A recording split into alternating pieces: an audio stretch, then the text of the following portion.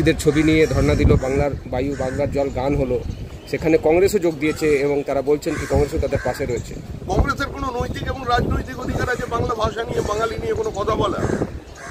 যারা রবীন্দ্রনাথের সঙ্গে বিশ্বাসঘাতকতা করেছে, যারা নেতাজি সুভাষচন্দ্র বসুকে দল থেকে তাড়িয়েছে, যারা দিনের পর দিন বাংলার সঙ্গে প্রতারণা করেছে, বঞ্চনা করেছে, বিমাতৃসুলভ আচরণ করেছে, সেই কংগ্রেস তৃণমূলের পাশে, তাও আবার বাংলা ভাষা নিয়ে। এ তো মজার ব্যাপার। আরে সেদিন কংগ্রেসের সমস্ত নেতা 1947 সালের 20 জুন শ্যামাপ্রসাদ মুখার্জির ডাকে সামিল হয়েছিলেন পশ্চিমবঙ্গকে বাঁচানোর জন্য, পশ্চিমবঙ্গ তৈরি করার জন্য। যে মাটিতে দাঁড়িয়ে বাঙালি বলে পরিচয় দিচ্ছেন, রবীন্দ্রনাথের গান গাইছেন, ওই রবীন্দ্রনাথকে প্রথম বাংলা ভাষায় কনভোকেশন মিটিংয়ে বক্তৃতা করবার জন্য শ্যামাপ্রসাদ মুখার্জি নিয়ে এসেছিলেন। ব্রিটিশ ইন্ডিয়ায় আর কোনো বিশ্ববিদ্যালয় ভারতবর্ষে স্থানীয় ভাষায় কোনোদিন সমাবর্তন অনুষ্ঠান হয়নি।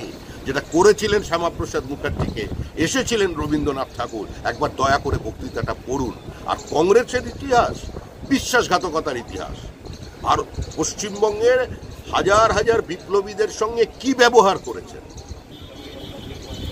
আগা যতীনের ক্ষেত্রে কি করেছিলেন, ক্ষুদিরাম বসু সম্পর্কে কি বলেছিলেন।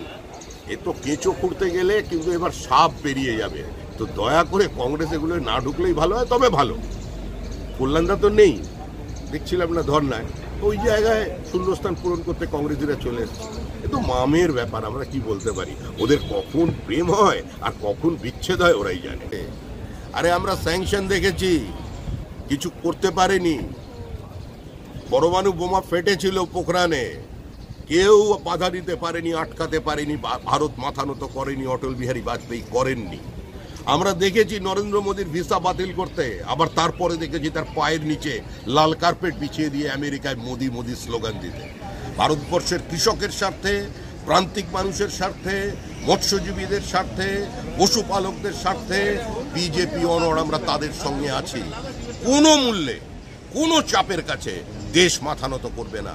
এ ভারত নতুন ভারত, নরেন্দ্র মোদীর নেতৃত্বে বর্তমান প্রজন্মের আধুনিক মানসিকতা নিয়ে এই প্রজন্মের চোখ দিয়ে দেখা সেই প্রধানমন্ত্রীর ভারত। এই ভারত মাথানো হবে। যারা এটা ভাবছেন তারা মূর্খামি করছেন, আর যারা এই ধরনের বিবৃতি দিয়ে বেড়াচ্ছেন যে বন্ধু কথা রাখলো না, আসলে তারা বন্ধু খুঁজে বেড়ান।